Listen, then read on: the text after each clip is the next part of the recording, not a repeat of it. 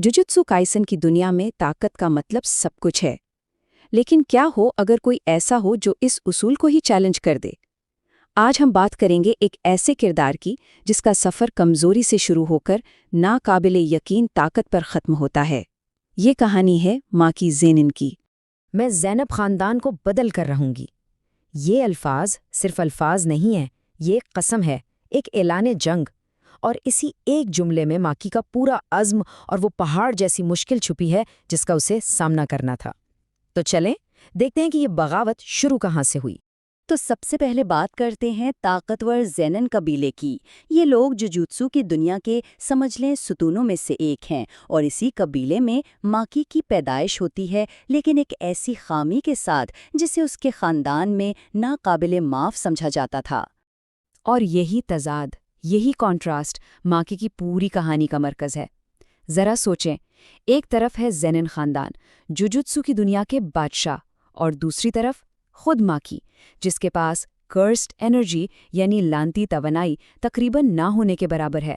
और इसी एक कमी ने इसे अपने ही घर में, अपने ही ख़ानदान में एक नाकारा और धत्कारा हुआ फ़र्द बना दिया।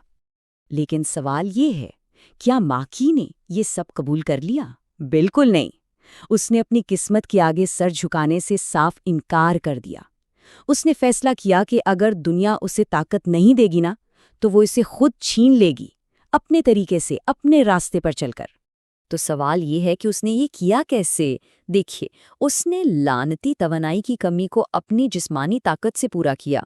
कर्स टूल्स और हथियारों को ऐसे इस्तेमाल करना शुरू किया जैसे वो उसके अपने जिस्म का हिस्सा हों। अपनी रफ्तार, अपनी ताकत, अपनी सेंसेस सबको इस हद तक ट्रेन किया कि बड़े बड़े एलीट सॉर्सरर्स भी उसके सामने नहीं ठहर पाते थे। वो इस बात का जिंदा सबूत बन गई कि असली ताकत विरासत में नहीं मिलती। हर हीरो की कहानी में एक टर्निंग पॉइंट आता है, एक ऐसा मोड़ जो सब कुछ बदल देता है। माकी की कहानी में ये मोड़ एक गहरी तारीख खाई की तरह है, एक ऐसा लम्हा जहां उसे और उसकी जुड़वां बहन माई को अपने ही खानदान के हाथों कुर्बान होना पड़ता है। और इसी जुल्म के अंधेरे में माकी की जुड़वां बहन माई वो कुर्बानी देती है जो हर चीज की कीमत थी, अपनी जान की। वो माकी को बचाने के लिए खुद को मिटा देती है। और यही वो लम्हा था जिसने माकी को हमेशा के लिए बदल कर रख दिया। माँ की मौत एक एंड नहीं थी, बल्कि एक धमाका खेज शुरुआत थी। उसकी कुर्बानी ने माकी के वजूद के, उसकी बीइंग के सारे उसूल ही तोड़कर रख दिए और उसके अंदर एक ऐसी ताकत को जगा दिया जिसका किसी ने कभी तस्वर भी नहीं किया था। इस ताकत को कहते हैं हेवनली रिस्ट्रिक्शन। ये एक तरह का आसमानी सौदा है, यानी पैदाइश के वक्त कायनात किसी से एक चीज़ ले लेती है, जैसे कर्स्ड एनर्जी, और बदले में कोई दूसरी चीज़ जैसे फिजिकल एबिलिटी को नाकाबिले यकीन हद तक बढ़ा देती है। और हाँ, अगर ये ताकत जानी पहचानी लग रही है तो इसकी वजह टोजी फुशिगोरो है। अब देखें, जुड़वा होने की वजह से माकी और माई तकनीकी तौर पर एक ही वजूद माने जाते थे। माई के पास जो थोड़ी बहुत कर्स्ड एनर्जी थी ना, वो माकी की हेवनली रिस्ट्रिक्शन को नामुकम्मल रखे हुए थी। तो माई की मौत ने वो आखिरी धागा भी तोड़ दिया, माकी के जिस्म से लानती तवानाई का आखिरी कतरा भी निचोड़ लिया और उसकी हेवनली रिस्ट्रिक्शन को अपनी पूरी बेलगाम ताकत के साथ आज़ाद कर दिया। तो इस आज़ादी का नतीजा क्या निकला?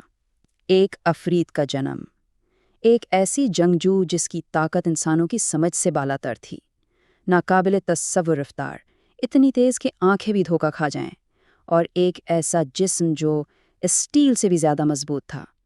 माँ की अब सिर्फ एक सॉर्सरर नहीं रही थी, वो फितरत की एक ताकत, अ फोर्स ऑफ नेचर बन चुकी थी। और जब ऐसी ताकत आज़ाद होती है तो वो अपना रास्ता खुद बनाती है। माकी का रास्ता बिल्कुल सीधा था, वापस ज़ेनिन ख़ानदान की तरफ। अब मकसद खुद को साबित करना नहीं था, अब मकसद था हिसाब बराबर करना। और उसने हिसाब बराबर किया। अपनी इस नई ताकत और दिल में जमी बर्फ के साथ माकी ने अकेले ही पूरे ज़ेनिन कबीले को सफ़े हस्ती से मिटा दिया। वो ख़ानदान जो अपनी ताकत पर गुरूर करता था, वो अपनी ही पैदा करदा ताकत के हाथों तबाह हो गया। लेकिन इस फतह की एक कीमत थी। ज़ेनिन ख़ानदान के खात्मे के साथ ही पुरानी माकी भी कहीं मर गई और इस राख से एक नई जंगजू ने जन्म लिया, सर्द, बेरहम اور ناقابل شکست۔ یہ تبدیلی کتنی گہری تھی، اس کا اندازہ یہاں سے لگایا جا سکتا ہے۔ وہ لڑکی جو کبھی باغی تھی، پر امید تھی، اب ایک سرد، بے رحم شکاری بن چکی ہے۔ احساس کمتری کی جگہ اب ایک ایسی خالی جگہ نے لے لی ہے جہاں جذبات کی کوئی گنجائش ہی نہیں۔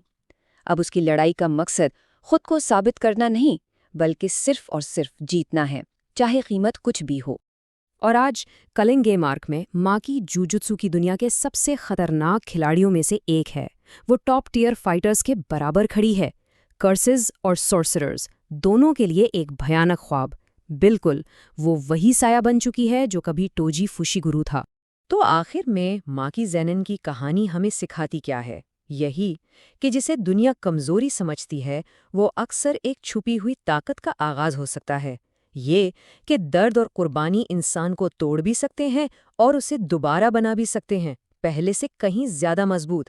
اور سب سے بڑھ کر یہ کہ حقیقی طاقت وراثت میں نہیں ملتی، بلکہ ارادے کی آگ میں تپ کر بنتی ہے، جو ہمیں اس آخری اور شاید سب سے گہرے سوال پر لا کر کھڑا کرتا ہے: کیا عظیم طاقت کا جنم ہمیشہ عظیم قربانی کی کوکھ سے ہی ہوتا ہے؟